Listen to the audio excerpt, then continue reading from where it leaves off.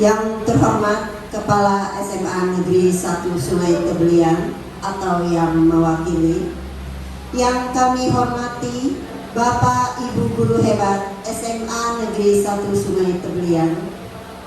Assalamualaikum warahmatullahi wabarakatuh. Salam sejahtera bagi kita semua. Shalom, Om Swastiastu, Namo Buddhaya, dan salam kebajikan. Pertama-tama, marilah kita panjatkan puji syukur kehadirat Allah Subhanahu wa Ta'ala yang telah melimpahkan rahmat dan berkahnya sehingga kita dapat berkumpul di pagi yang cerah ini dalam keadaan sehat walafiat untuk mengikuti kegiatan diseminasi calon guru penggerak angkatan ke-10 yang disampaikan oleh Ibu Kristina MPD dengan judul menyebarkan pengalaman dan penerapan pengalaman budaya positif. Adapun susunan acara pada kegiatan hari ini adalah pembukaan, menyanyikan lagu wajib Indonesia Raya, doa, sambutan kepala sekolah atau yang mewakili, penyampaian materi diseminasi, tanya jawab, kesimpulan, refleksi, penutup. Baiklah Bapak Ibu Guru Hebat, kita masuki acara selanjutnya, yaitu menyanyikan lagu wajib Indonesia Raya. Kami mohon untuk berdiri.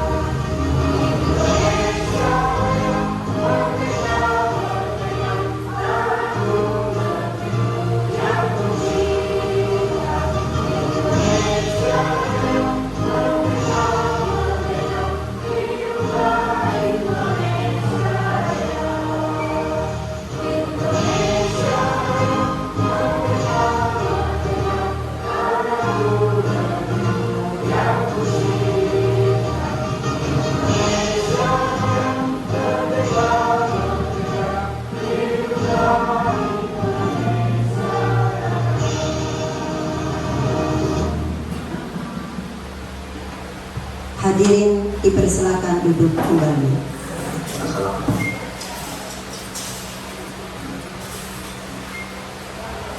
Acara selanjutnya doa. Marilah kita berdoa menurut agama dan kepercayaan kita masing-masing. Berdoa mulai.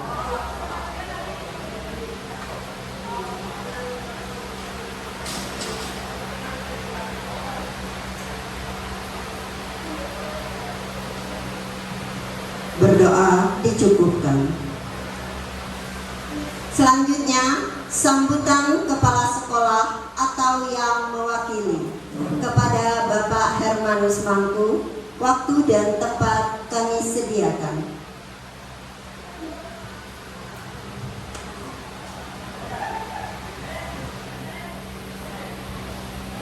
Baik, terima kasih Ibu Moderator, Bu Lydia. Yang saya hormati Ibu Dewan Guru,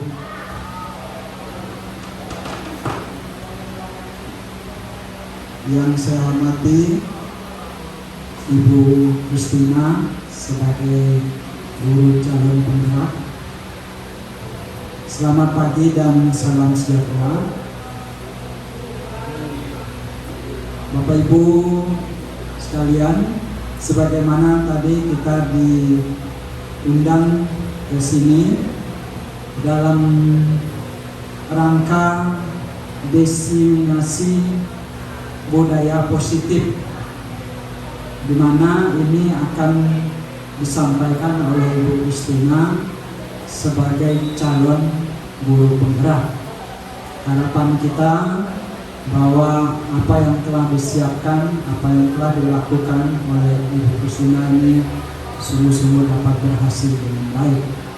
Nah, secara khusus kita lihat pada tema itu menyebarkan pengalaman dan budaya pengalaman budaya positif. Hal ini termasuk baru yang kita alami. Semoga dengan pengenalan yang baru ini yang disampaikan oleh Bu Kristina juga memberikan pelajaran baru atau pemahaman baru, bahkan pengalaman baru bagi kita, sehingga ini menjadi budaya juga di dalam sekolah kita. Nah, selain budaya positif, kita juga pernah mendengar disiplin positif. Ada juga disiplin positif itu kalau kita mengikuti itu sungguh amat baik, dan di dalam pembelajaran itu diterapkan untuk membantu kita untuk membimbing dan mengembangkan putra-putri atau siswa-siswi kita. Saya kira itu saja yang dapat saya sampaikan, dan sekali lagi kita berusaha mendukung, memotivasi dan menyemangati Ibu Kristina agar apa yang dia siapkan sungguh-sungguh terutama dapat berhasil dengan baik, dan yang kedua dapat membantu kita untuk mempunyai pengalaman yang baru. Dengan ini kita membuka pertemuan pembahasan atau nominasi budaya positif ini dengan menyebut nama Tuhan kita. Kita buka, saya buka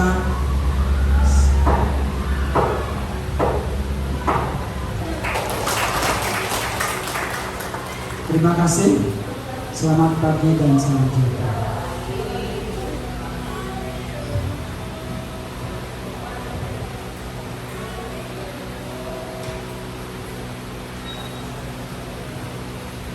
Terima kasih kepada Bapak Hermanus Mangku atas sambutannya. Acara selanjutnya yaitu penyampaian materi diseminasi. Budaya positif di sekolah sangatlah penting untuk mengembangkan peserta didik yang memiliki karakter kuat dan berakhlak sesuai profil pelajar Pancasila seperti yang dicetuskan sebagai pedoman untuk pendidikan di Indonesia. Budaya positif dapat dibangun dengan syarat sekolah perlu menyediakan lingkungan yang positif, aman, dan nyaman agar peserta didik mampu berpikir, bertindak, dan mencipta secara merdeka, mandiri, dan bertanggung jawab. Salah satu strategi yang perlu ditinjau ulang adalah penerapan disiplin yang selama ini dijalankan di sekolah. Kesadaran akan penerapan disiplin belum berdasarkan motivasi internal, di mana pembiasaan positif yang diterapkan bukan disiplin positif, namun masih menganut sistem penghargaan dan hukuman. Bagaimana bagaimana budaya positif yang sudah ada di sekolah berkembang menjadi karakter semua warga sekolah, bagaimana pendidikan menumbuh kembangkan budaya positif dalam mewujudkan karakter profil pelajar Pancasila, dan bagaimana menerapkan disiplin restitusi di posisi monitor dan manajer. Marilah kita bersama-sama mendengarkan pemaparan materi diseminasi dengan judul Menyebarkan Pemahaman dan Penerapan Pengalaman Budaya Positif yang akan disampaikan oleh Ibu Christina MPD. Kepada Ibu kami persilakan.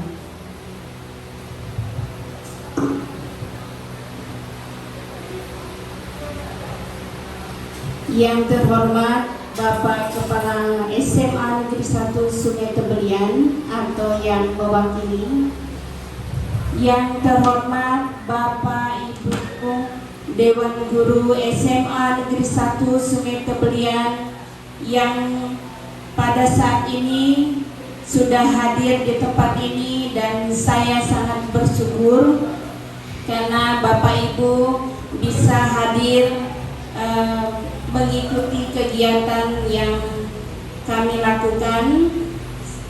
Kegiatan ini berkaitan dengan penyebaran pengalaman dan penerapan budaya positif yang kami terima di kegiatan guru penggerak. Sebelumnya perkenalkan, nama saya Christina MPD. Saya juga mengajar di SMA Negeri 1 Sungai Tebelian. Masih semangat Bapak Ibu? Ya, untuk menyemangati kita ice breaking dulu. Dimohon kepada Bapak Ibu untuk bangkit berdiri.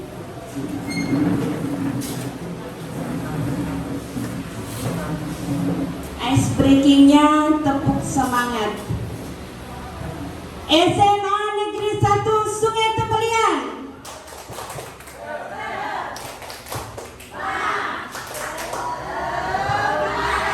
Tangan dulu untuk kita.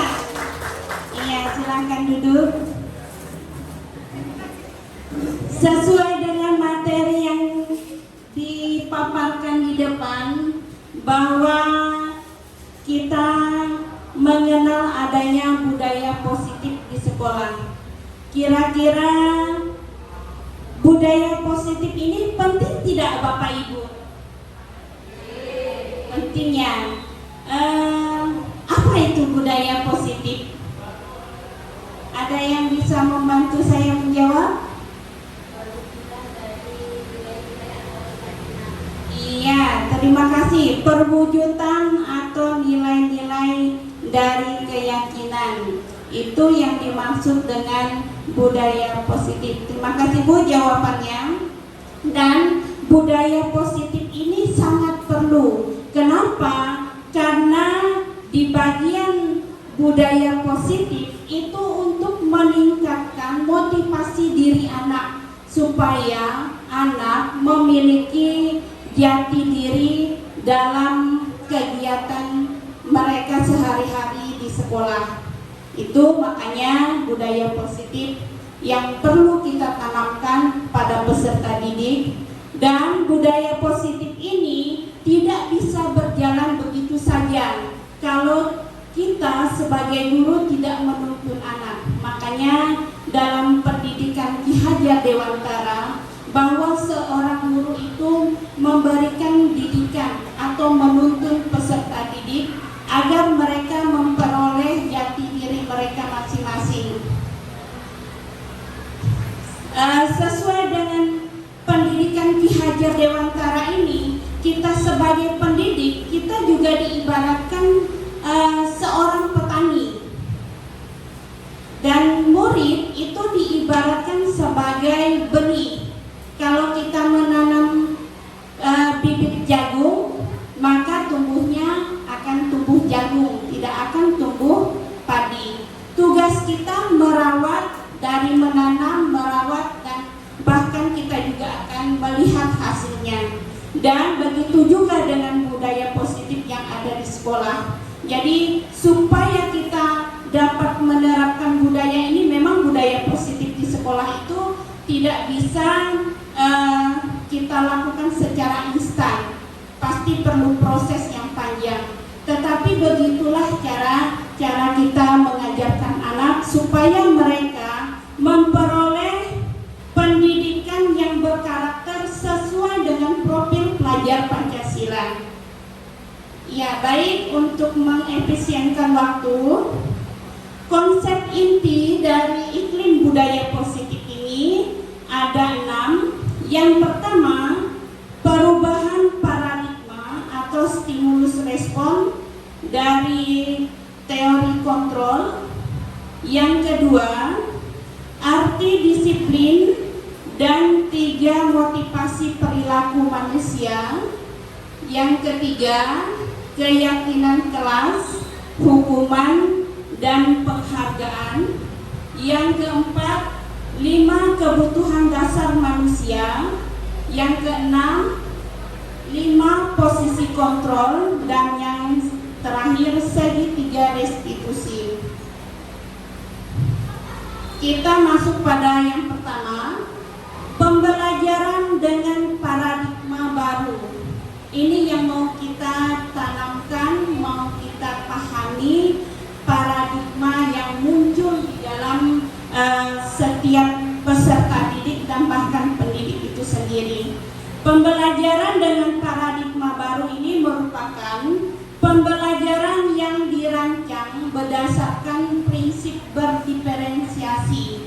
Jadi kita mengetahui bahwa siswa kita itu memiliki karakter yang berbeda-beda. Oleh sebab itu, kita sebagai pendidik, kita dapat menerapkan pendidikan yang menuntun tadi.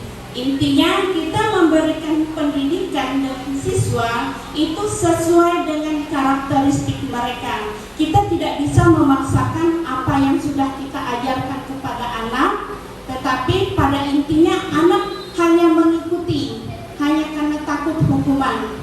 Jadi di sini kita benar-benar menerapkan pembelajaran berdiferensiasi ini agar anak itu mencapai proses dan mereka dapat memahami apa yang disampaikan oleh guru yang sesuai dengan profil pelajar Pancasila. Di situ sudah saya tampilkan.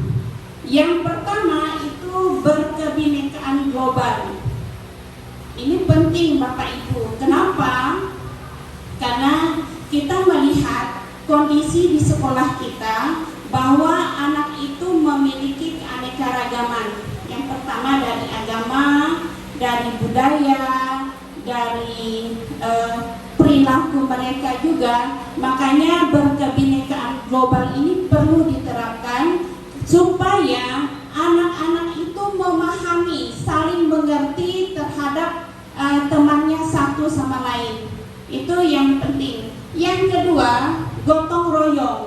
Gotong royong di sini bukan hanya dalam suatu pekerjaan Bapak Ibu, tapi di sini kita menuntun anak supaya mereka dapat berkolaborasi dengan temannya, sehingga terciptalah pembelajaran yang menyenangkan bagi siswa. Karena kita lihat sekarang, kalau kita melihat peserta didik kita, anak-anak sekarang terkadang tidak mau membantu temannya atau tidak mau berkolaborasi. Yang ini yang perlu kita tanamkan kepada peserta didik. Yang ketiga, kita mendambakan siswa kita itu yang kreatif. Dari segi tugasnya, dari tingkah lakunya, itu juga perlu ditanamkan kepada peserta didik. Yang selanjutnya, bernalar kritis. Ini yang perlu Bapak Ibu, yang perlu kita tanamkan kepada peserta didik. Karena anak itu, apalagi sekarang pembelajaran di kurikulum Merdeka itu memang anak yang betul-betul harus menyelesaikan tugas dan tanggung jawabnya. kita sebagai guru itu hanya sebagai penuntun, sebagai fasilitator untuk membimbing anak supaya mereka mencapai apa yang mereka inginkan. Dan yang terakhir, beriman bertakwa kepada Tuhan Yang Maha Esa dan berakhlak mulia. Ini juga perlu ditanamkan kepada peserta didik, dan ini juga sudah berjalan di sekolah kita, terutama anak-anak sudah berdoa di awal pembelajaran, terus mereka sholat di masjid dan lain sebagainya. Ini yang sudah kita tanamkan kepada peserta didik. Kita lanjut. Perubahan paradigma stimulus respon dengan teori kontrol. Ya, Bapak Ibu ada yang mau membantu saya terkait dengan pemahaman ini, perubahan paradigma? Ya, silakan Bu Yanti dengan Bu Mira.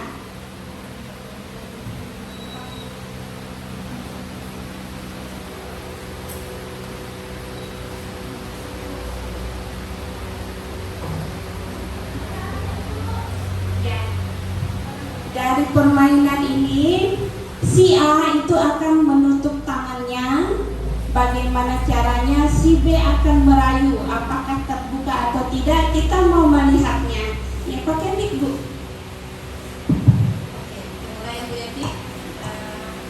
Bu Yati, kira-kira di tangan Ibu ini ada apa, Bu? Di tangan saya ini ada mainan yang sangat menarik. Boleh saya lihat, Bu? Tidak boleh. Oh, tidak boleh ini. Rahasia. Bu Yati, bagaimana nanti saya janji dengan Bu Yati di sana itu ada cowok ganteng. Coba Bu Yati buka. Tidak boleh. Tolonglah Bu Yati, nanti saya temankan Bu Yati jarang dengan cowok ganteng. Tentara. Oh, tidak bisa. Ayolah, aku menelpon tentara.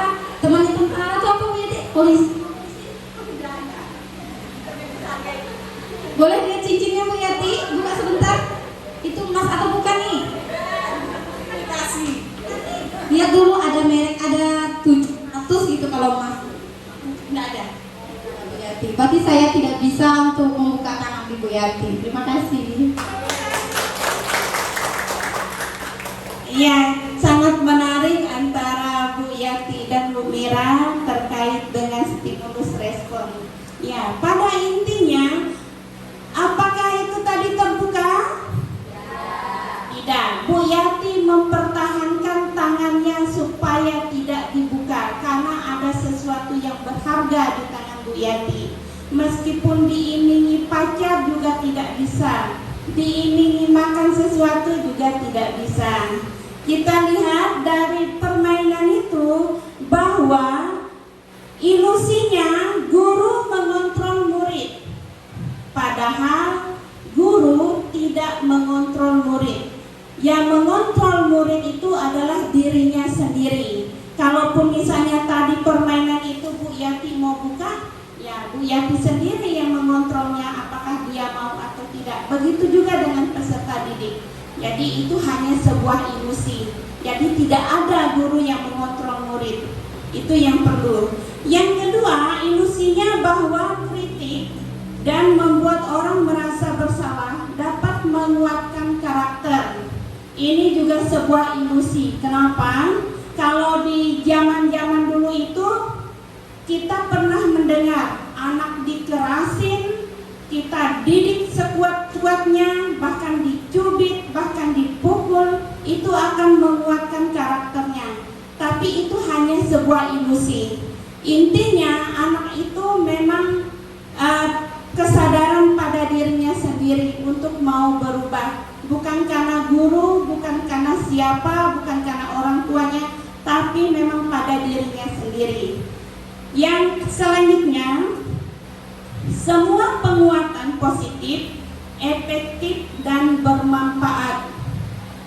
Ya, ini juga sebuah ilusi. Dan orang dewasa memiliki hak untuk memaksa. Ini juga sebuah ilusi. Karena orang dewasa itu tidak boleh memaksa. Itu intinya. Yang memaksa dirinya sendiri adalah orang tersebut. Apakah dia mau atau tidak itu hanya pada dirinya. Kita lanjut. Jadi dari permainan itu, dari perubahan paradigma dari stimulus respon ke teori kontrol, bahwa stimulus respon mengungkapkan realitas atau kebutuhan kita itu sama. Sedangkan pada teori kontrol, realitas kebutuhan kita berbeda. Kalau ada yang mengatakan sama atau tidak Bapak Ibu? Tidak ya? Tidak. Kebutuhan peserta didik juga seperti itu. Ada yang mungkin hanya menginginkan pembelajaran yang menyenangkan. Terus ada siswa yang aktifnya hanya atau bisanya matematika saja, bahasa Indonesia tidak bisa. Itu yang dimaksudkan. Jadi dari stimulus respon ke teori kontrol. Yang kedua, semua orang melihat hal yang sama. Ini juga. Itu stimulus responnya. Sedangkan teori kontrol, setiap orang memiliki gambaran yang berbeda-beda. Ya, semua orang melihat sesuatu itu dari perspektif mereka masing-masing. Jadi itu yang dimaksudkan pada teori kontrol. Kalau misalnya kita di dalam ruangan ini, kita mengatakan ruangan ini bagus, pasti yang pertama ada yang mengatakan bangkunya bagus. Mungkin dari pandangan yang si B, oh ada lukisannya bagus. Atau ada yang mengatakan dari lemarinya atau yang lain sebagainya. Itu yang dimaksudkan. Yang ketiga, orang lain bisa mengontrol saya. Seperti permainan tadi, kita tidak bisa dikontrol. Orang lain tidak bisa mengontrol kita. Yang mengontrol kita itu adalah diri kita sendiri. Yang keempat, teori stimulus respon, perilaku buruk dilihat sebagai suatu kesalahan. Sedangkan pada teori kontrol, semua perilaku memiliki tujuan. Jadi misalnya kita memandang siswa melakukan kesalahan, anggap saja dia terlambat. Nah, kalau dari teori kontrol itu perilaku dia itu terlambat itu karena apa? Mungkin ada tujuannya. Nah, sedangkan siswa biasanya melakukan kesalahan itu memang ada yang diinginkan atau ada tujuan dari yang dilakukannya. Yang selanjutnya, yang kelima, stimulus respon, saya bisa mengontrol orang lain. Teori kontrolnya, Anda tidak bisa mengontrol orang lain. Ya, ini yang dijelaskan. Yang keenam, model berpikir memang menang kalah. Sedangkan pada teori kontrol, model berpikir itu menang-menang. Jadi tidak ada yang kalah. Itu yang sekarang paradigma yang sudah berubah. Jadi tidak ada yang salah. Kalau memang itu dalam suatu permainan dia menang-menang, tidak ada menang kalah. Itu yang dimaksudkan pada teori kontrol. Dan yang terakhir, pemaksaan ada pada saat bujukan gagal. Kebiasaan kita kalau bujukan kita itu sudah kita lakukan, tapi biasanya bujukan itu tidak berhasil, jadi kita memaksakan siswa. Nah, itu yang tidak baik. Sedangkan pada teori kontrol, kolaborasi dan konsensus menciptakan pilihan-pilihan baru. Jadi intinya dengan cara berkolaborasi maka akan tercipta apa yang diinginkan. Itu maksudnya. Masih semangat Bapak Ibu? Masih ya. Kita lanjut. Arti disiplin dan 3 motivasi perilaku. perilaku manusia. Kira-kira apa sih itu disiplin? Ada yang bisa menjelaskan apa itu disiplin? Iya, bagus. Tidak melanggar aturan. Terima kasih Bu Yati. Ada lagi? Apa itu disiplin? Tidak melanggar aturan, berperilaku baik, dan selanjutnya. Kita lihat teori dari makna disiplin. Menurut Diani Gosen, bahwa disiplin yang berasal dari bahasa Latin disiplina, yang berarti belajar, yang bermakna mengontrol diri dan bagaimana menguasai diri untuk memilih tindakan yang mengacu pada nilai-nilai yang kita hargai. Jadi di sini kita yang mengontrol diri untuk belajar bagaimana kita memahami sesuatu, itu intinya. Terus menurut Diani Gosen juga mengemukakan bahwa dengan mengaitkan nilai-nilai kebajikan yang diyakini seorang, maka motivasi intrinsiknya akan terbangun. Dengan memahami sesuatu, maka siswa akan memahami dan akan menimbulkan motivasi dari dalam diri siswa itu untuk melakukan perubahan. Itu yang dimaksudkan. Lanjut. Terus ada juga makna disiplin. Yang pertama, tata tertib, teratur, dan kepatuhan pada peraturan. Ini juga merupakan makna dari disiplin. Kepatuhan dari suatu peraturan itu biasa dilakukan oleh siswa, dan bukan karena takut dihukum, tapi melalui diri sendiri atau dari motivasi intrinsik anak tersebut. Yang kedua, salah satu cara disiplin untuk menumbuhkan kesadaran tanpa imbalan atau reward, ancaman atau hukuman. Ternyata disiplin itu tidak boleh dimunculkan melalui hadiah.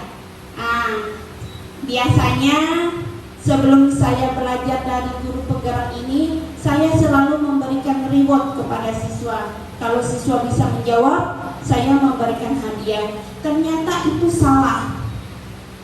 Motivasi yang ditimbulkan siswa ketika kita memberikan hadiah itu karena dia menginginkan apa yang kita janjikan. Itu tidak baik.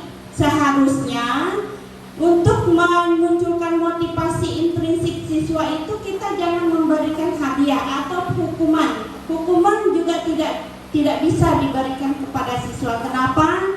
Karena hukuman ini akan menimbulkan efek negatif di kemudian harinya. Makanya biasanya seseorang yang mengalami pengalaman yang buruk di masa SD atau di masa TK sampai sekarang itu masih menjadi ingatan tersendiri. Sebegitu juga kita sebagai guru, kita harus memberikan atau jangan menanamkan sikap hukuman kepada peserta didik agar peserta didik tidak mengingat apa yang kita lakukan di masa-masa sebelumnya.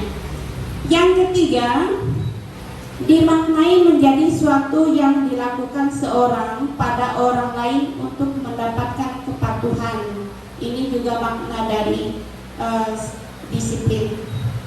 Makanya sebagai pendidik kita harus menciptakan peserta didik yang benar-benar memunculkan motivasi dari dirinya sendiri agar pembelajaran yang dilakukan peserta didik itu tetap mereka pahami, itu yang dimaksudkan, atau dapat dipahami dengan baik. Yang selanjutnya, teori motivasi perilaku manusia itu dibagi menjadi 3. Yang pertama, untuk menghindari ketidaknyamanan atau hukuman. biasakan peserta didik kita, kalau misalnya dia datang ke sekolah awal, kalau bisa kita tanya, pasti mereka menghindari hukuman atau ketidaknyamanan. Itu tergolong ke dalam motivasi dari luar atau motivasi ekstrinsik siswa. Terus di dalam pikirannya ada pertanyaan, apa yang akan terjadi apabila saya melakukannya? Dia akan memikirkan, nanti saya dihukum, nanti saya disuruh cuci WC dan lain sebagainya. Itu yang muncul dalam pikiran siswa. Yang kedua, untuk mendapatkan imbalan atau penghargaan dari orang lain. Ini yang kita bahas tadi. Ternyata memberikan imbalan itu juga motivasi ekstrinsik, motivasi dari luar. Anak melakukan apa yang kita inginkan, dia hanya mengharapkan hadiah atau reward. Terus yang ketiga, untuk menjadi orang yang mereka inginkan dan menghargai diri sendiri dengan nilai-nilai yang dipercaya. Ini yang perlu kita tanamkan kepada peserta didik. Kenapa? Karena ini yang akan dimunculkan dalam motivasi diri anak. Makanya ada pertanyaan di situ, saya akan menjadi orang seperti apa jika saya melakukannya? Itu yang selalu ditanamkan kepada peserta didik. Oleh karena itu, jika anak masih memiliki motivasi yang pertama dan kedua atau motivasi ekstrinsik, kita sebagai guru itu harus menanamkan kepada peserta didik agar mereka memunculkan motivasi dirinya. Saya melakukannya akan jadi seperti apa nantinya. Itu yang perlu, sesuai dengan pendidikan Ki Hajar Dewantara yang memerdekakannya itu. Merdeka itu tidak hanya terlepas dari perintah, akan tetapi cakap buat perintah diri sendiri. Itu yang ditanamkan oleh Ki Hajar Dewantara. Jadi Bapak Ibu, kalau sekarang kita sudah mengetahui bahwa motivasi-motivasi yang dilakukan peserta didik kita, maka sekarang kita mulai munculkan motivasi dari dalam diri mereka agar tercipta pembelajaran yang menarik dan menyenangkan. Masih semangat Bapak Ibu? Iya, supaya tidak tegang kita ice breaking dulu. Berdiri Bapak Ibu.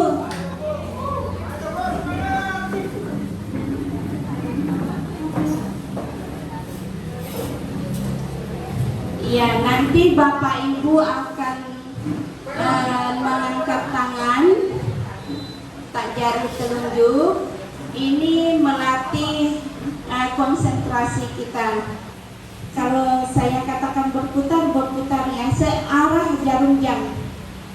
Mulai kita putar, 1, 2, 3, putar Bapak Ibu pelan-pelan, tidak perlu laju. Laju Bapak Ibu, kuat-kuat. Laju, pelan, laju lagi Bapak Ibu, laju.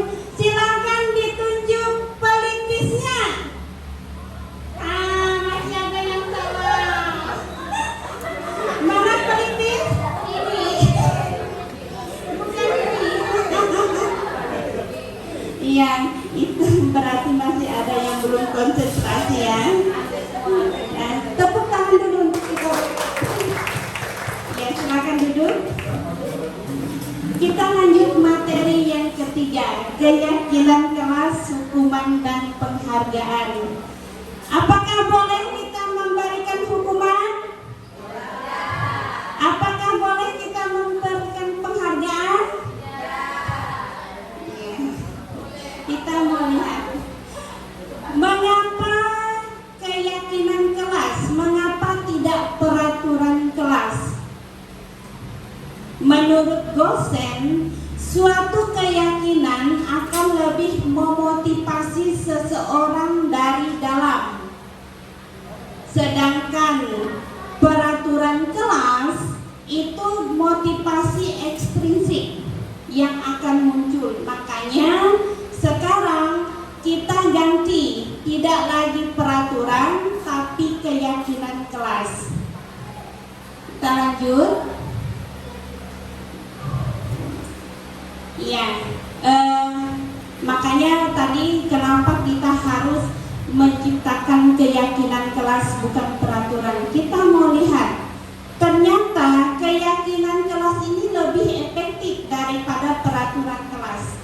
Tujuannya yang pertama itu, keyakinan kelas bersifat lebih abstrak daripada peraturan yang lebih rinci dan konkret. Makanya tidak lagi ada peraturan. Peraturan itu kan biasanya tidak boleh membuang sampah sembarangan. Nah, itu peraturan.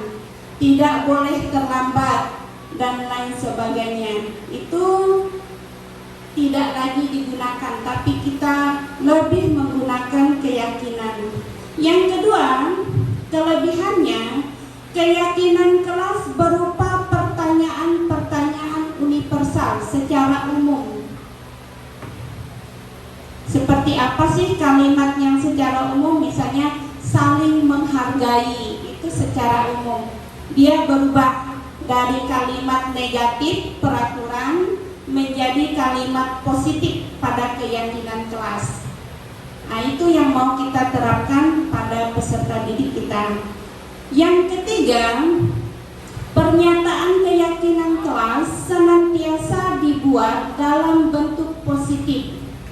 Ya, merupakan kalimat-kalimat yang positif yang digunakan. Yang keempat, keyakinan kelas hendaknya tidak terlalu banyak sehingga mudah diingat dan dipahami oleh seluruh warga kelas. Jadi Bapak Ibu, kalau nanti kita membuat keyakinan kelas, kita buat dulu dari kesepakatan kelas yang dibuat peserta didik. Dari kesepakatan, misalnya anak itu membuat kesepakatan tidak boleh terlambat masuk jam pelajaran, misalnya, itu kan kesepakatan, tapi akan berubah menjadi kalimat keyakinan. Maka dia akan berubah menjadi disiplin waktu. Nah, itu yang dimunculkan dari keyakinan kelas itu. Yang selanjutnya, keyakinan kelas sebaiknya sesuatu yang dapat diterapkan di lingkup tersebut. Kalau kita di sekolah, berarti kita menerapkannya di sekolah. Kalau di dalam lingkup dalam kelas, peraturan atau keyakinan kelas itu, maka hanya untuk kelas itu saja. Itu yang dimaksudkan. Semua warga kelas hendaknya ikut berkontribusi dalam pembuatan keyakinan kelas lewat kegiatan curah pendapat. Ya, ini penting Bapak Ibu. Makanya kita tidak boleh membuat kesepakatan kelas itu tanpa adanya peserta didik. Jadi kita harus bekerja sama, kolaborasi. Kita minta pendapat peserta didik, mereka akan menempelkan di depan, dan ketika sudah muncul apa yang sudah ditulis peserta didik, maka kita ubah menjadi keyakinan kelas dari kesepakatan tadi. Dan ini bisa kita lakukan di awal pembelajaran. Fungsinya agar anak lebih disiplin. Kalau misalnya anak melanggar, kita bisa mengatakan apakah sudah sesuai dengan kesepakatan kelas kita atau keyakinan kelas kita. Nah, itu bahasa-bahasa yang dapat kita lontarkan. Yang terakhir, bersedia meninjau kembali keyakinan kelas dari waktu ke waktu. Jadi keyakinan kelas ini, kalau misalnya dalam 1 bulan itu sudah berjalan, ada perubahan, kita boleh mengubahnya kembali bersama peserta didik. Dan itu harus disepakati oleh peserta didik. Apakah mereka setuju peraturan yang sudah dibuat, keyakinan kelasnya? Kalau mereka ingin menambahkan, boleh ditambahkan di saat kita mengubah keyakinan kelas itu. Selanjutnya, nah ini ada peraturan PS keyakinan kelas. Jadi kalau peraturan selalu kembalikan buku di tempatnya, itu bahasa peraturan. Sedangkan bahasa keyakinannya tanggung jawab. Ini boleh kita lakukan. Terus peraturannya dilarang mengganggu orang lain.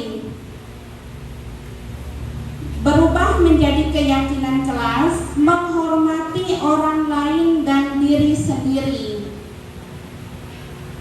Tuh. Yang ketiga, hadir di sekolah 15 menit sebelum pembelajaran dimulai. Nah, yang saya sampaikan tadi. Jadi keyakinan kelasnya menghormati orang lain, komitmen pada tujuan, atau intinya berkomitmen. Yang selanjutnya, dilarang melakukan kekerasan. Ah, ini juga peraturan. Sedangkan keyakinannya keselamatan, menghormati orang lain, itu keyakinannya. Terus ada bahasa siswa misalnya dilarang menggunakan narkoba. Keyakinan kelasnya kesehatan. Terus bergantian atau menunggu giliran. Nah, keyakinan kelasnya menghormati orang lain dan kesabaran. Lanjut, gunakan masker, maka keyakinannya kesehatan dan keselamatan. Dan yang terakhir, jangan berlari ke atas atau koridor. Nah, ini keyakinan kelasnya keselamatan dan keamanan. Kalimat berikut yang merupakan keyakinan kelas. Nah, ini merupakan sebuah keyakinan kelas. Terus mengapa ini dianggap keyakinan kelas, Bapak Ibu? Datang tepat waktu, mengucapkan salam, menjaga kebersihan sekolah, berdoa sebelum dan sesudah kegiatan pembelajaran, aktif dalam pembelajaran, tertib, itu merupakan kesepakatan kelas. Terus dari kesepakatan itu akan berubah menjadi keyakinan kelas. Kira-kira yang tergolong ke dalam keyakinan kelas yang mana, Bapak Ibu? Menggunakan kalimat positif.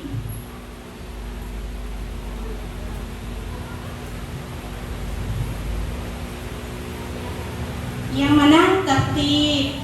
Tertib itu tergolong ke dalam keyakinan kelas. Kenapa keyakinan kelas?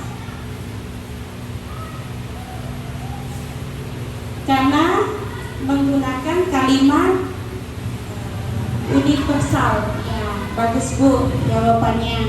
Terus yang mana lagi? Kami guru dan murid yang saling menyayangi. Iya, itu juga. Terima kasih. Ada lagi? Kami murid yang peduli teman-teman. Ya, itu termasuk. Itu tergolong ke dalam keyakinan kelas karena menggunakan kalimat positif dan universal. Terima kasih jawabannya Bu Yati. Lanjut, hukuman dan konsekuensi. Kalau kita melihat dalam perjalanan peraturan keyakinan kelas bahwa ada beberapa pelanggaran yang biasa dilakukan oleh peserta didik kita. Jadi dari peraturan yang kita buat, maka akan tercipta hukuman dan konsekuensi di situ. Maka kita akan lihat yang efektif itu seperti apa.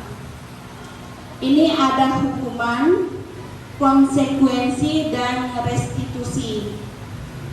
Hukuman itu bersifat satu pihak. Misalnya anak terlambat, kamu ini sering terlambat, cuci WC di sana. Mau tidak mau, suka tidak suka, anak melakukannya karena itu tidak melalui kesepakatan atau keyakinan kelas. Itu yang terdiri dari hukuman. Hukuman itu hanya dari pihak guru saja. Terus konsekuensi itu akibat dari yang dilakukan. Jadi konsekuensi ini misalnya anak terlambat olahraga, terus gurunya meminta anak itu push up 10 kali atau mengelilingi lapangan karena anak ini sudah terlambat 10 menit. Itu tergolong konsekuensi. Kenapa? Dia bukan hukuman.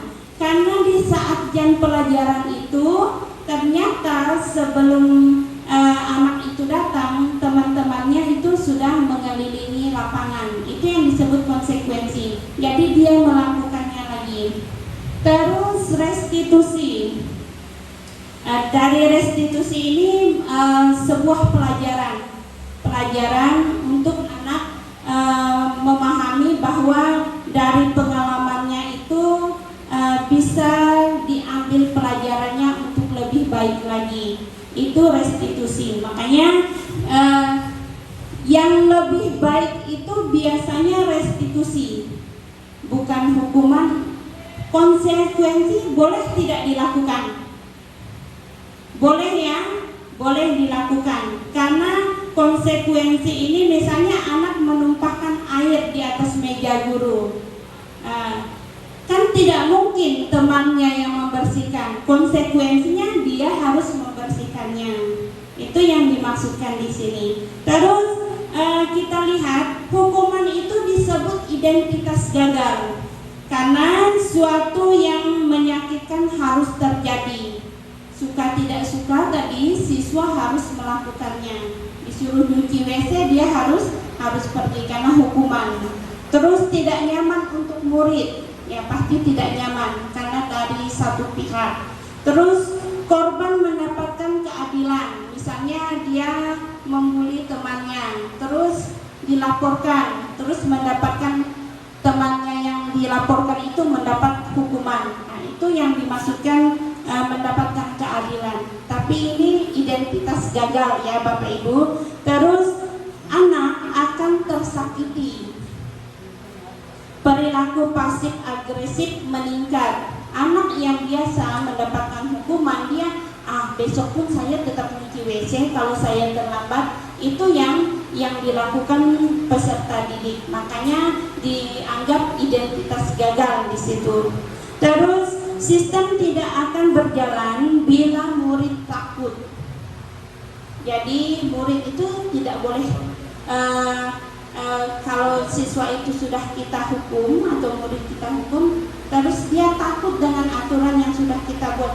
Besok saya harus cepat datang karena nanti saya terkena hukuman. Itu yang ada pada diri siswa. Itu motivasi ekstrinsiknya. Tidak boleh. Terus berlaku hanya pada sebuah institusi, tidak berlanjut pada kehidupan nyata. Peraturan adalah kamu harus melakukannya. Itu yang dimaksudkan di situ.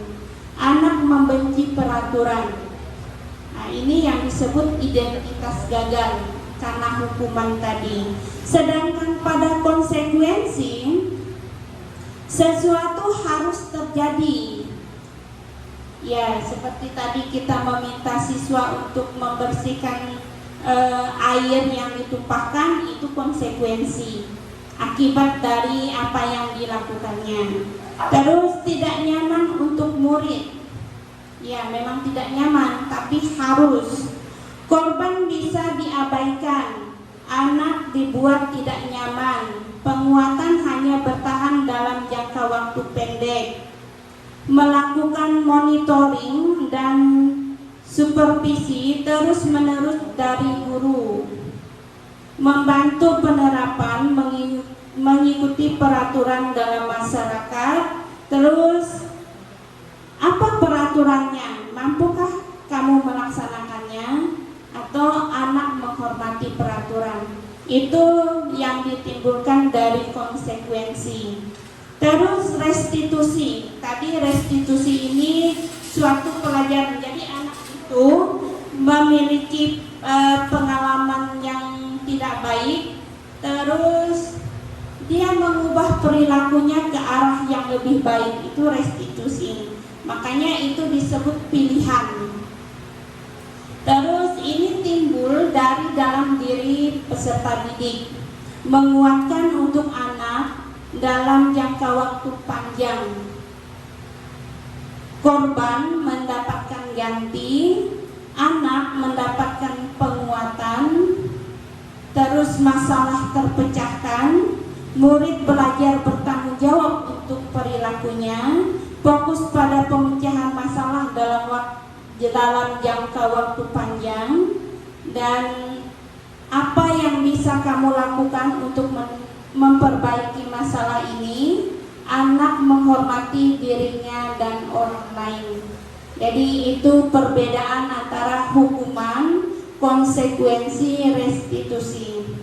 Nah sekarang kira-kira kita dalam penerapan di sekolah, apakah kita sudah melakukan hukuman, konsekuensi, atau restitusi? Nah ini boleh kita pikirkan ke depannya.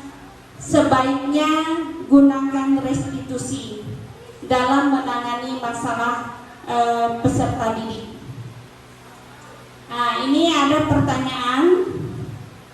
Mencatat 100 kali di dalam buku kalimat, saya tidak akan terlambat lagi. Apakah ini termasuk hukuman atau konsekuensi? Iya, hukuman.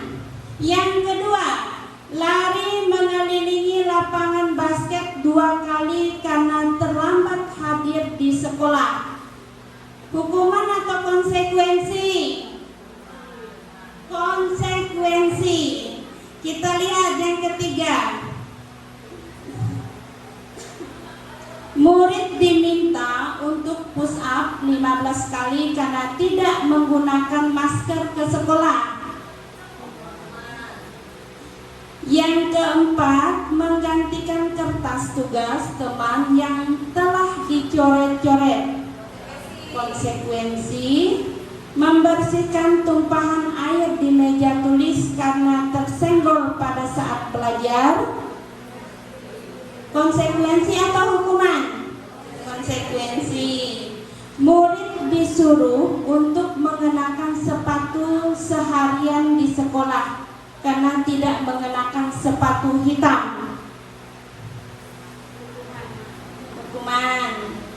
Lari mengelilingi lapangan basket 2 kali karena terlambat 10 menit untuk pelajaran PJOK. Kita lihat jawabannya. Ini jawabannya Bapak Ibu. Hukuman, hukuman, hukuman, konsekuensi, konsekuensi, hukuman, konsekuensi. Kita lanjut. Masih semangat? Masih. Lanjut. Kebutuhan dasar manusia. Kebutuhan manusia pada dasarnya sesuatu yang dilakukan untuk mendapatkan apa yang diinginkan. Jadi orang lain itu melakukan sesuatu itu karena sesuatu yang diinginkannya. Itu menurut 5 kebutuhan dasar manusia. Maka yang pertama ada cinta kasih. Kebutuhan akan dicintai, akan disayangi. Ini penting Bapak Ibu. Makanya kalau siswa melakukan sesuatu, kita bisa melihat apakah dia ini membutuhkan kasih sayang. Saya kalau melihat ada siswa di kelas 10, dia selalu membuat ulah di saat jam pelajaran.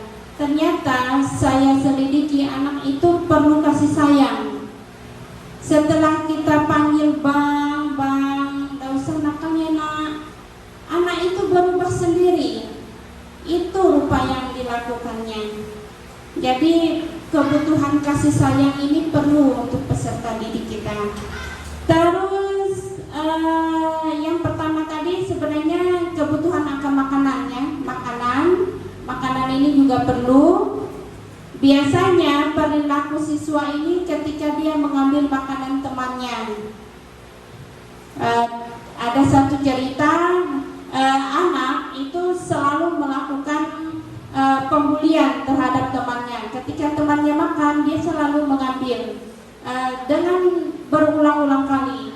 Setelah dilaporkan ke guru BK-nya, ternyata anak ini jarang makan di rumahnya.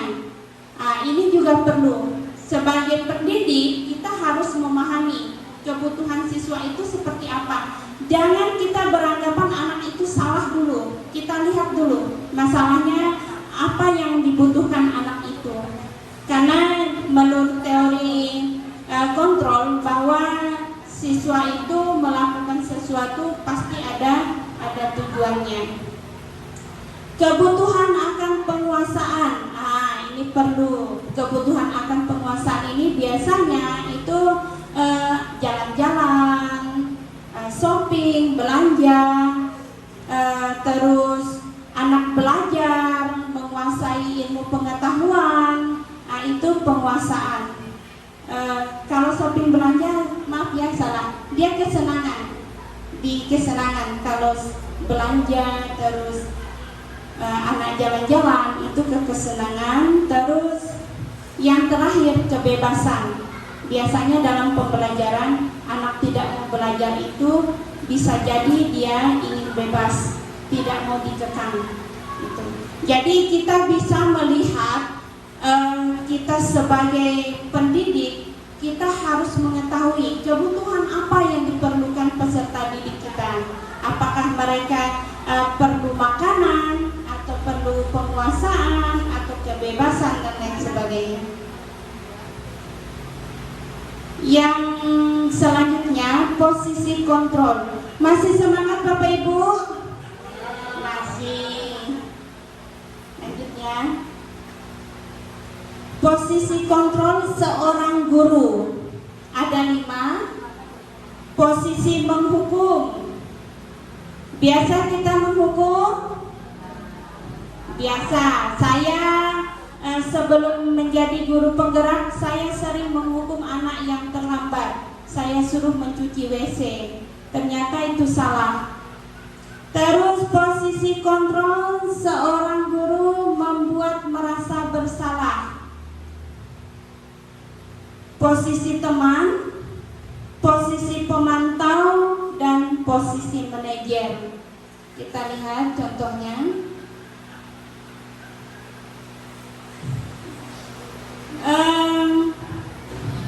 Siswa tidak memakai atribut lengkap saat upacara bendera.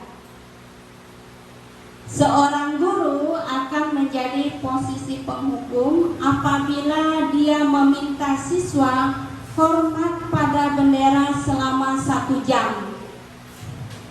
Itu posisi seorang penghukum. Kalau kita sudah melakukan ini, kalau bisa tidak usah ada posisi penghukum, karena efeknya akan berdampak buruk pada peserta didik.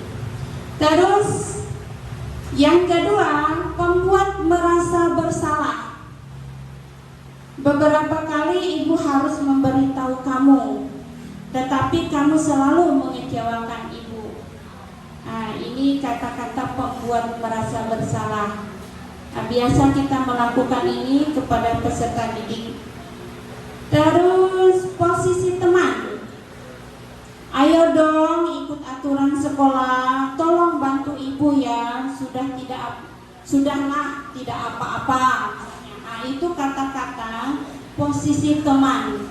Tapi posisi teman ini tidak efektif. Kenapa? Karena siswa itu melakukannya itu karena motivasi ekstrinsik, bukan dari dalam dirinya, karena dikontrol guru itu sendiri. Itu yang dilakukannya. Terus posisi pemantau. Kamu sudah melanggar aturan sekolah. Kamu tahu konsekuensinya? Setelah upacara ini kamu harus beli atributnya ke koperasi dan jangan diulang lagi. Itu posisi pemantau. Terus yang terakhir, apa kamu tahu kesalahanmu? Kira-kira bagaimana kamu memperbaiki kesalahanmu? Itu posisi manajer. Posisi manajer ini posisi yang membuat peserta didik itu akan berubah dengan motivasi intrinsiknya dari dalam diri peserta didik itu. Jadi Bapak Ibu, sekarang kita bisa lihat di posisi mana sih kita. Apakah kita di posisi penghukum atau posisi teman, pembuat merasa bersalah, atau kita posisi manajer? Nah, bolehlah kita pikirkan. Yang baik itu posisi apa Bapak Ibu? Posisi manajer. Itu posisi yang baik. Yang terakhir, segitiga restitusi. Kita berdiri dulu.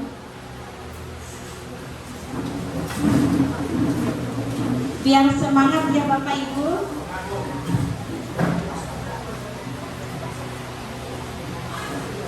Tetap semangat. SMA Negeri 1 Sungai Tebalian.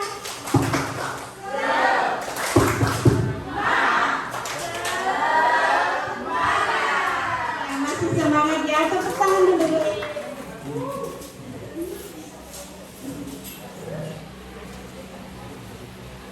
Ya, restitusi. Proses menciptakan kondisi murid untuk memperbaiki kesalahan mereka sehingga mereka bisa kembali pada kelompok mereka dengan karakter yang kuat. Itu menurut Gosen 2004. Jadi posisi restitusi ini membuat siswa itu menjadi lebih baik lagi. Dari proses kesalahan berubah menjadi hal yang positif di situ. Restitusi juga proses kolaboratif yang mengajarkan murid untuk mencari solusi untuk sebuah masalah. Jadi kita itu memberikan solusi kepada peserta didik. Misalnya kita bertanya, apa yang dapat kamu lakukan untuk memperbaiki kesalahanmu? Ya, itu posisi restitusi yang akan kita lihat. Ya, ada 3 tahapan. Tahapan pertama itu menstabilkan identitas. Jadi kalau kita menangani peserta didik yang bermasalah, misalnya yang sering terlambat atau yang sering mencontek dan lain sebagainya, kita buat dulu yang pertama, tahapan menstabilkan identitas. Apa pertanyaan yang kita ajukan ke peserta didik?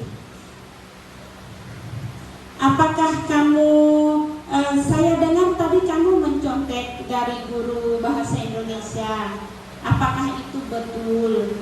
Nah, itu kita tahapan menstabilkan identitas. Terus anak akan menjawab, ibu juga pernah melakukan hal yang salah, tetapi, nah, dengan kata tetapi itu maka itu adalah cara kita menyelesaikan masalah peserta didik kita.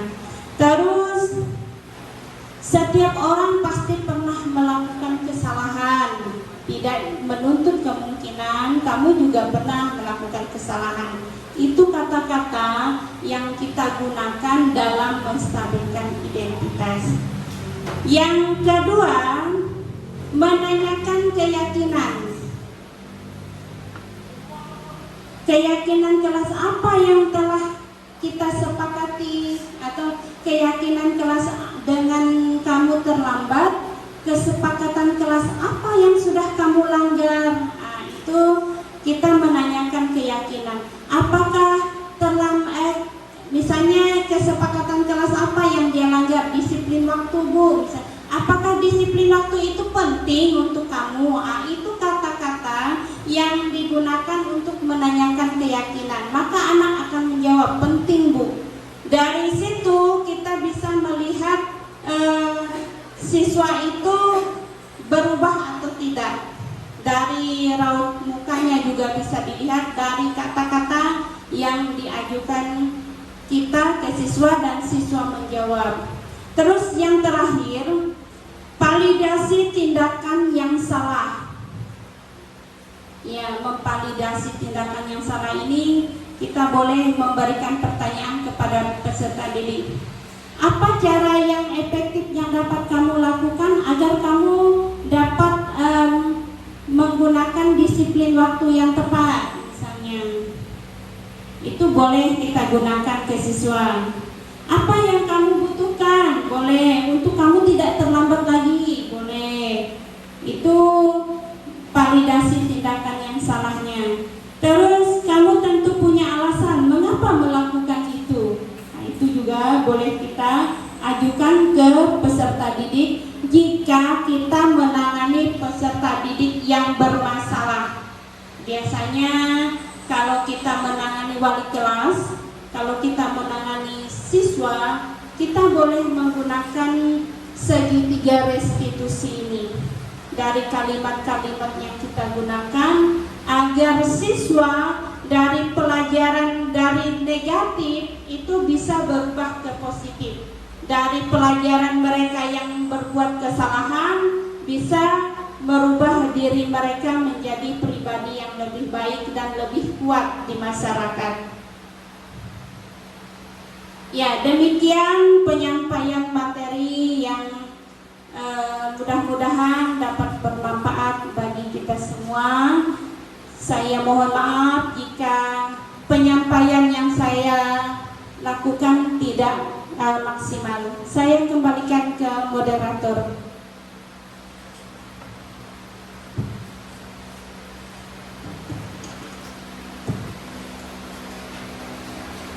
Baik, terima kasih kepada Ibu Christina yang telah berbagi praktik baik tentang budaya positif. Semoga pemaparan ini dapat menambah wawasan kita sebagai pendidik dan menerapkan dalam kegiatan pembelajaran. Sesi selanjutnya adalah sesi tanya jawab kepada Bapak Ibu guru hebat. Mungkin ada yang ingin ditanyakan atau kita berdiskusi langsung dengan Ibu Christina. Silakan Bapak Ibu, mungkin ada yang ingin bertanya. Iya, Pak Hermanus Mangku.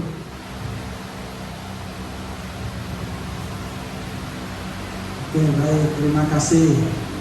Anak ini sudah mulai belajar itu dari SD, bahkan dari orang tua. Anak dari rumah.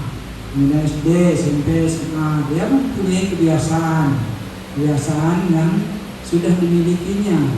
Nah, bagaimana cara memunculkan kesadaran positif pada anak supaya mereka sungguh-sungguh menyadari bahwa apa yang dia lakukan itu bermanfaat. Demikian. Baik, terima kasih Pak Hermanus Mangku. Jadi bagaimana menumbuhkan kesadaran anak didik kita, karena itu sudah tertanam dari awal mereka. Silakan Ibu Christine. Ya, terima kasih Pak Mangku atas pertanyaannya yang luar biasa. Bagaimana menumbuhkan motivasi dalam diri anak agar anak itu bisa berubah ke arah positif, karena itu sudah tertanam di dalam diri anak itu sendiri. Ya, seperti yang sudah saya jelaskan tadi, kita bisa menggunakan segitiga restitusi, dan di sini kita harus bertindak sebagai manajer. Tadi kalau kita manajer itu kita memberikan pemahaman kepada siswa agar siswa berubah ke arah yang lebih baik. Terus posisi manajer yang kita gunakan, kita imbangi dengan segitiga restitusi. Yang pertama tadi kita menstabilkan identitas terlebih dahulu. Jadi kita tanyakan ke peserta didik, kenapa kamu melakukannya berulang-ulang kali? Apakah itu menjadi suatu kebiasaan bagi kamu? Itu boleh kita tanyakan. Dengan pertanyaan yang seperti itu, anak akan menjawab dengan motivasi dirinya, dari dalam dirinya. Dia tidak akan berbohong untuk menjawabnya. Terus apa yang dia lakukan itu, kita juga harus mengenali kebutuhan peserta didik. Apa yang dibutuhkan anak itu ketika dia melakukannya. Jadi kita jangan menjustis dulu anak itu salah. Kita lihat dulu anak itu perlu apa yang diperlukan siswa itu. Misalnya dari kasih sayang misalnya, atau kurang mendapatkan kasih sayang. Memang pada intinya Pak, apa yang kita tanamkan, budaya positif itu tidak instan. Dia akan menggunakan waktu yang cukup lama. Nah itu, yang pertama itu menstabilkan identitas. Kita menanyakan keyakinan anak terlebih dahulu. Jika keyakinan sudah kita jalankan, maka kita buat langkah kedua. Langkah kedua itu tadi menstabilkan identitas terlebih dahulu, menanyakan keyakinan. Terus dari keyakinan ini, apakah kamu bersedia untuk tidak mengulangi kesalahan kamu? Itu akan timbul dari dalam diri siswa. Terus yang terakhir, maka kita akan menggunakan tahap yang ketiga, yaitu validasi tindakan yang salah. Di sini bagaimana cara kamu untuk memperbaiki kesalahanmu agar tidak terulang kembali? Itu boleh kita berikan pertanyaan-pertanyaan. Selain kita juga memantau peserta didik itu. Jadi yang perlu kita lakukan itu kita mengenali kebutuhan dasar anak. Yang kedua, kita menyelesaikan masalah dengan segitiga restitusi. Itu yang dapat saya jelaskan, Pak.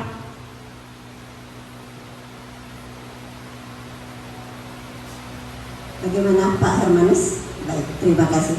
Masih ada Bapak Ibu yang ingin bertanya? Oh ya, silakan Ibu Mira.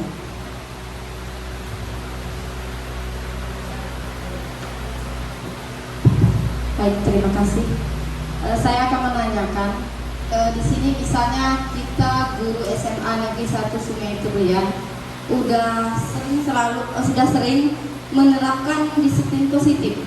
Ketika guru sudah selalu menerapkan disiplin positif, tetapi masih ada siswa yang misalnya memancing emosi ketika kita sudah siap. Nah, di situ apa yang harus kita lakukan, Bu? Baik, apa yang harus kita lakukan untuk menghadapi peserta didik yang seperti ini, gitu ya? Silakan Ibu. Iya, pertanyaannya luar biasa dari Ibu Mira. Apa yang harus dilakukan untuk menangani siswa yang memancing emosi guru ketika guru sudah menerapkan disiplin positif? Sebenarnya di sini apa yang dulu yang segitiga disiplin positif yang sudah kita gunakan, kan di sini ada 6. Misalnya salah satunya yang sudah kita gunakan, Ibu sudah menggunakan segitiga restitusi, sudah. Terus membuat keyakinan kelas, sudah membuat keyakinan belum? Oh sudah.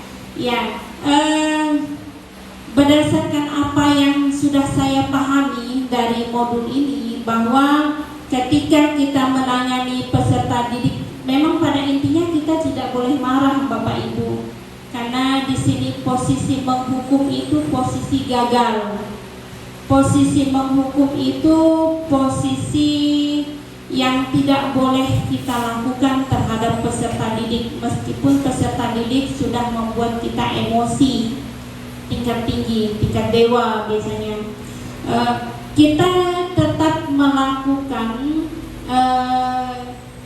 penanganan. Kita lihat dulu anak itu perlunya apa, kebutuhan dasar yang diperlukan anak itu apa. Ada siswa yang ketika guru pengalaman guru PPL mengajar, anak-anak itu tertawa, tidak serius mendengarkan guru tersebut. Terus ketika guru pamongnya masuk, anak itu diam, tidak berbicara lagi. Ternyata diselidiki, anak itu memiliki tujuan.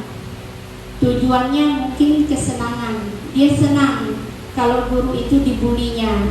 Nah, itu langkah pertama itu memang harus memahami kebutuhan dasar anak dulu. Apa kebutuhan dasar yang diperlukan anak ini?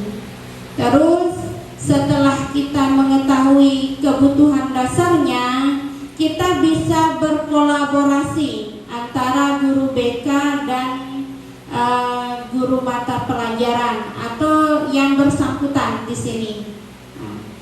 Nantinya di kesempatan itu maka guru BK dapat menggunakan keyakinan kelas dan segitiga restitusi. Karena dia mungkin sudah mencakup ke guru BK, maka itu akan berubah menjadi keyakinan sekolah. Nah, apa keyakinan sekolah yang sudah diterapkan? Dan kita juga tidak, kalau biasanya kan kita kalau siswa sudah bermasalah itu mau tidak mau supaya tidak mensingkat kepala kan biasa kita keluarkan, dah keluar saja atau pulangkan ke orang tuanya. Pada posisi ini maka guru dianggap bersalah, makanya kita harus tetap menangani peserta didik itu terlebih dahulu.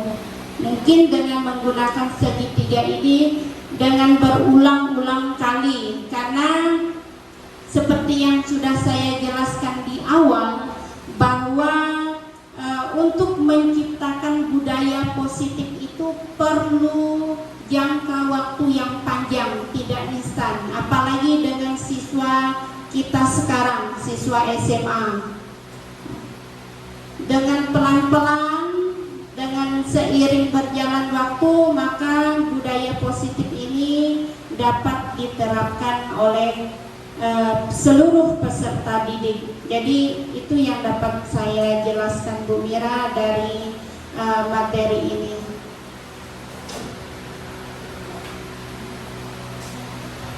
Baik Bu Mira, oke, baik, terima kasih. Baik Bapak Ibu, untuk sesi tanya jawab saya cukupkan. Acara selanjutnya yaitu kesimpulan. Dari kegiatan diseminasi ini dapat saya simpulkan, budaya positif di sekolah bertujuan untuk menumbuh kembangkan motivasi intrinsik warga sekolah. Motivasi intrinsik merupakan kemampuan diri sendiri untuk menangani masalah yang dihadapi dengan bertanggung jawab. Oleh karena itu, budaya positif sangat diperlukan oleh sekolah agar dapat memberikan lingkungan yang nyaman dalam pendidikan. Selanjutnya, bagaimana pemahaman kita terhadap materi yang telah disampaikan?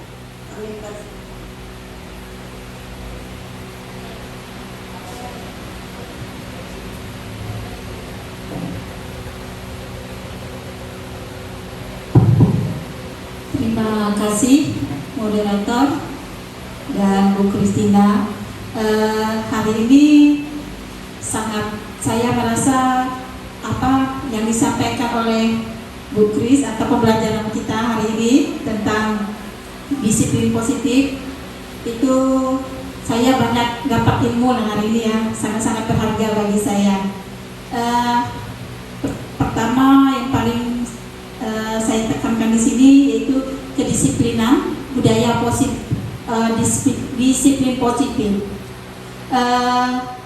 Kadang-kadang kita sering menemukan dalam proses pembelajaran itu untuk menerapkan disiplin positif itu pasti ada tantangan dan kendala yang kita hadapi. Di sini tadinya kita ada sebelum kita mau memulai pembelajaran atau proses pembelajaran di kelas, kita hendaklah sebaiknya kita membuat suatu kesepakatan kelas. Itu yang paling penting, kesepakatan kelas. Kemudian kesepakatan kelas itu menjadi suatu keyakinan. Tadi sudah disampaikan bagaimana cara kita membuat keyakinan kelas itu. Kita tidak menjadi kontrol ya. Yang jadi kontrolnya itu adalah peserta didik sendiri. Kesepakatan peserta didik sendiri. Setelah kita membuat kesepakatan itu, kesepakatan atau keyakinan kelas dan sudah disampaikan oleh setiap peserta didik ya, karena keyakinan kelas ini dibuat berdasarkan kemauan mereka peserta didik, berdasarkan kemauan peserta didik tersebut. Pendidik atau guru tidak boleh menjadi kontrol. Selama ini mungkin saya menganggap sebagai pendidik itu adalah seorang pengontrol situasi dalam proses pembelajaran. Itu hanya ilusi saja. Jadi kalau kita ingin kelas itu, proses pembelajaran itu baik atau nyaman dan nyaman, jadi perlunya keyakinan tersebut dari peserta didik. Itu saja mungkin refleksi yang bisa saya sampaikan.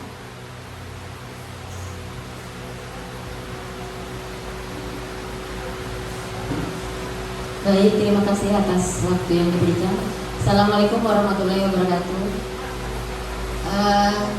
Saya sebagai peserta dari kegiatan ini sangat bersyukur sekali karena dengan adanya paparan materi yang diberikan oleh Ibu Kristina itu membuat saya jadi mengerti dengan adanya disiplin positif ini akan membentuk karakter yang baik dan mewujudkan merdeka belajar bagi siswa. Yang merdeka di sini yang artinya dalam berpikir mereka itu merdeka dalam berpikir, merdeka dalam berpendapat, merdeka dalam mengekspresikan keinginannya dalam belajar dalam kelas, sehingga siswa atau peserta didik itu dapat menyelesaikan masalah dengan motivasi dan tanggung jawab terhadap keyakinan yang telah mereka sepakati. Mungkin hanya itu saja yang bisa saya sampaikan. Terima kasih. Wassalamualaikum warahmatullahi wabarakatuh. Terima kasih refleksi yang telah disampaikan oleh Ibu Rosnita dan Ibu Erli. Acara selanjutnya adalah penutup. Demikianlah diseminasi yang telah disampaikan oleh calon guru penggerak Ibu Kristina MPD. Terima kasih juga kepada Bapak Ibu guru hebat atas partisipasinya dalam kegiatan ini. Semoga pemaparan ini dapat menambah wawasan kita sebagai pendidik dan dapat menerapkannya dalam kegiatan pembelajaran. Wabillahi taufiq wal hidayah. Wassalamualaikum warahmatullahi wabarakatuh. Selamat siang dan salam sejahtera.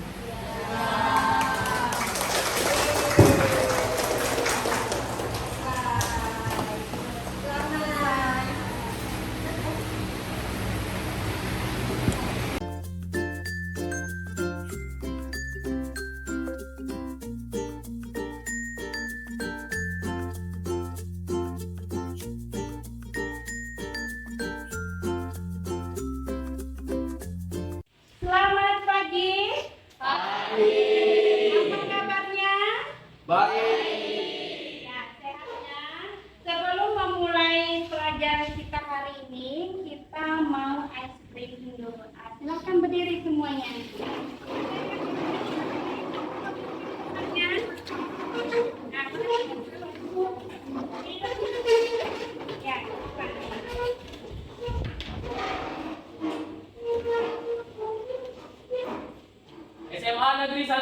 Tebelian. Ya. Iya, tepuk tangan dulu untuk Ibu. Satu lagi dari Ibu ekspresinya, Ibu mau coba. Terus masih fokus atau tidak? Ibu ini siapa namanya? Bu Kristina. Ibu ini siapa namanya? Bu Kristina. Ibu Kristin mau belajar, Ibu Kristin sudah siap, Ibu Kristin sudah cantik atau ganteng? Cantik. Bagus, tepuk tangan.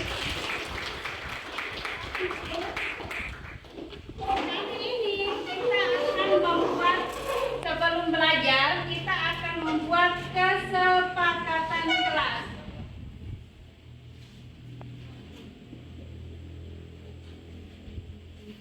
Iya, apa sih tujuan dari kesepakatan kelas? Ada yang tahu?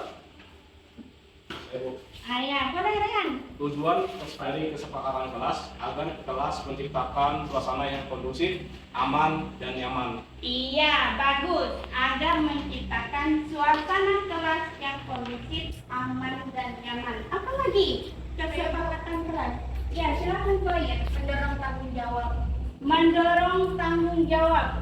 Penting tidak tanggung jawab? Penting. Bagus. Ada lagi? Ya, silakan Marcella. Membangun hubungan yang positif.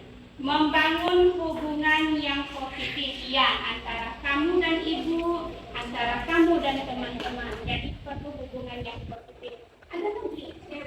Ya, menciptakan lingkungan belajar yang positif. Ya, bagus. Ada lagi? Sudah, ada. Meningkatkan komunikasi dan kolaborasi. Meningkatkan komunikasi dan kolaborasi. Ya, bagus. Itu tujuan dari kesepakatan kelas. Makanya dalam sekolah atau dalam kelas perlu adanya kesepakatan kelas. Apakah setuju ada kesepakatan kelas? Setuju. Kalau setuju, Ibu mau tahu dulu. Apa sih kesepakatan kelas yang kamu buat? Ibu bagikan dulu. Boleh bantu Ibu?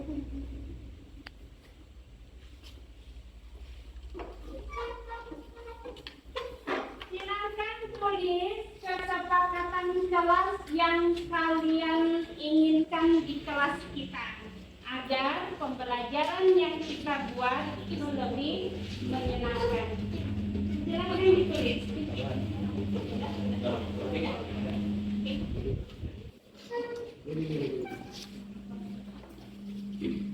Udah, silakan ditulis.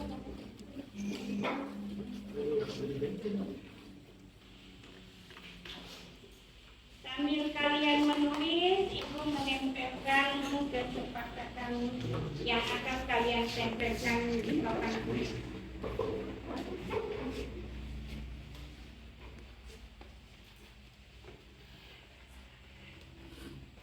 Ditulis.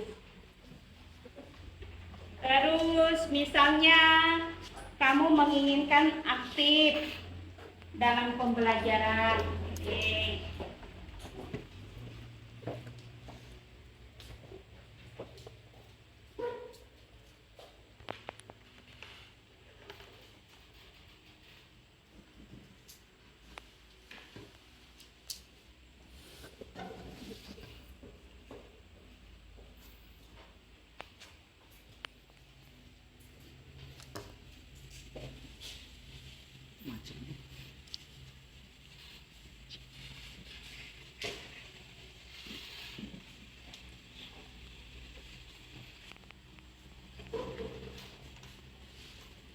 Yang sudah selesai boleh ditempel.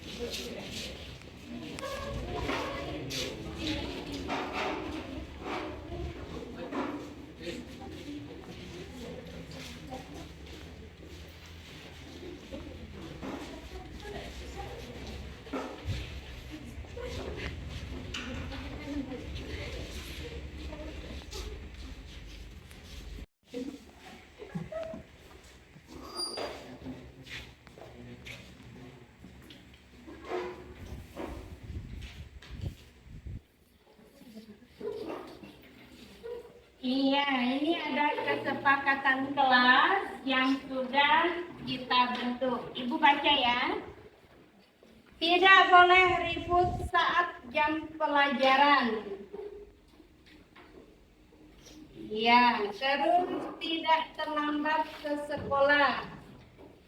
Kerjasama dalam suatu kelompok. Tidak boleh mencontek, ya bagus semua Ibu. Dari kesepakatan ini maka akan berubah menjadi keyakinan kelas. Keyakinan kelas kalau tadi di kesepakatan dia menggunakan kalimat tidak boleh, tetapi di keyakinan kelas dia akan berubah menjadi kalimat positif. Kita coba ya.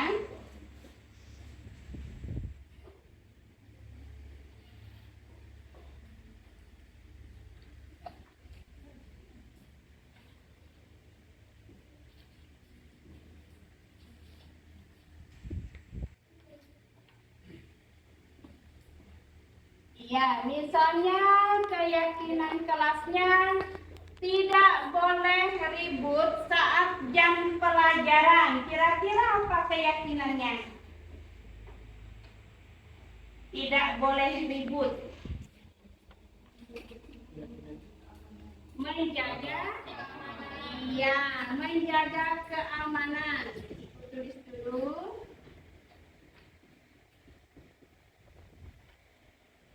Terus yang kedua, Ibu baca yang sama ya. Tidak boleh mencontek. Apa keyakinan kelasnya? Saling menghargai, bagus. Ibu tulis.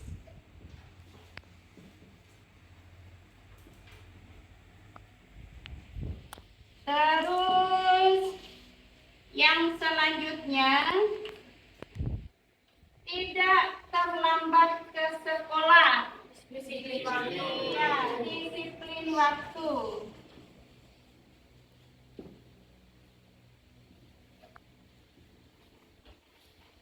Terus jangan terlambat, sama disiplin waktu, tidak mengikuti sama. Mendengarkan penjelasan guru. Menghargai. Iya, saling menghargai, ya. Terus tidak boleh ribut atau berbicara ketika pembelajaran. Menjaga, iya, menjaga ketertiban atau menghargai juga sama ya. Menjaga ketertiban.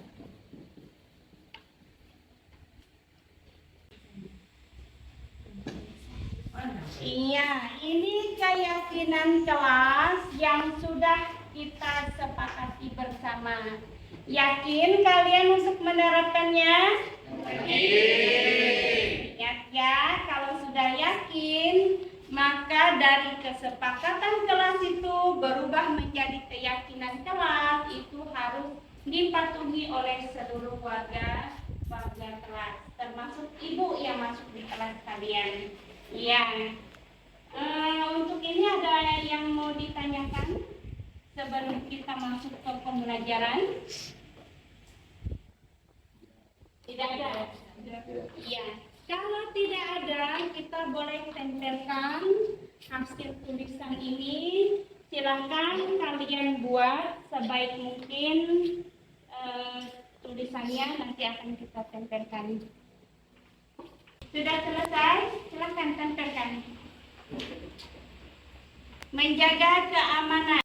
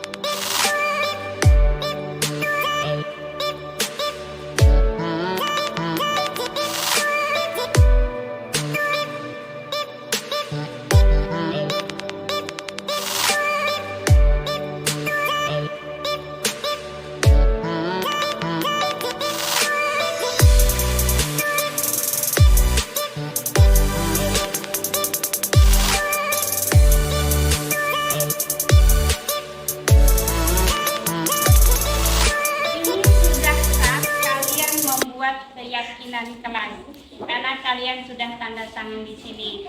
Kita ulang, keyakinan kelas kita yang pertama adalah menjaga keamanan dan ketertiban. Ini poin 1 dan poin 4. Setuju? Setuju. Mau mentaatinya? Yang kedua, saling menghormati. Setuju? Setuju. Mau melakukannya? Yang ketiga, menjaga keseragaman. Mau melakukannya? Mau. Ini poinnya digabung ya. Terus, jujur dan tanggung jawab. Yakin? Yakin.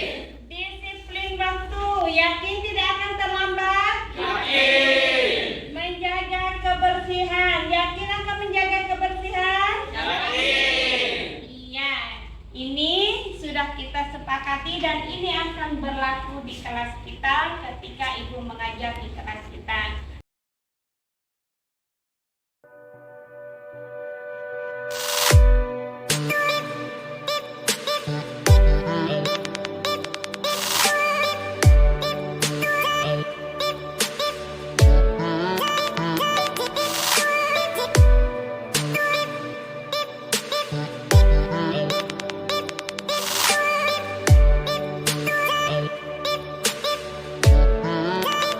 Perkenalkan, nama saya Priscilla Dwi Sulfiharasti dari kelas 10A SMA Negeri 1 Sungai Tebelian. Saya senang karena telah membuat keyakinan kelas bersama Ibu Kristina dan teman-teman, karena dilakukan secara terbuka dan berdiskusi. Sekian, terima kasih. Perkenalkan, nama saya Dafa Azhar Amanullah dari kelas 10A SMA Negeri 1 Sungai Tebelian. Saya sangat senang sudah membuat keyakinan kelas ini, karena dengan keyakinan ini, suasana kelas menjadi lebih disiplin. Terima kasih. Assalamualaikum warahmatullahi wabarakatuh. Selamat pagi dan salam sejahtera untuk kita semua. Perkenalkan, nama saya Sri Nur Fitrianti, SPD MPD. Saya mengajar di SMA Negeri 1 Sungai Tebelian. Saya merupakan teman mengajar dari Ibu Kristina MPD yang merupakan CGP Angkatan 10 Program Guru Penggerak.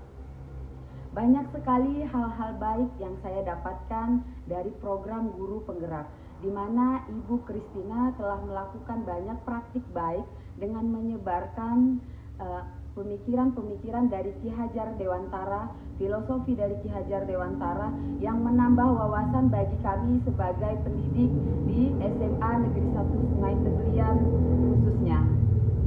Saya berharap program Guru Penggerak ini bisa semakin maju dan bisa bermanfaat bagi guru-guru khususnya di SMA Negeri 1 Sungai Tebelian dan guru-guru di Indonesia pada umumnya. Mari kita sukseskan program Guru Penggerak, maju bersama, hebat semua. Wassalamualaikum warahmatullahi wabarakatuh.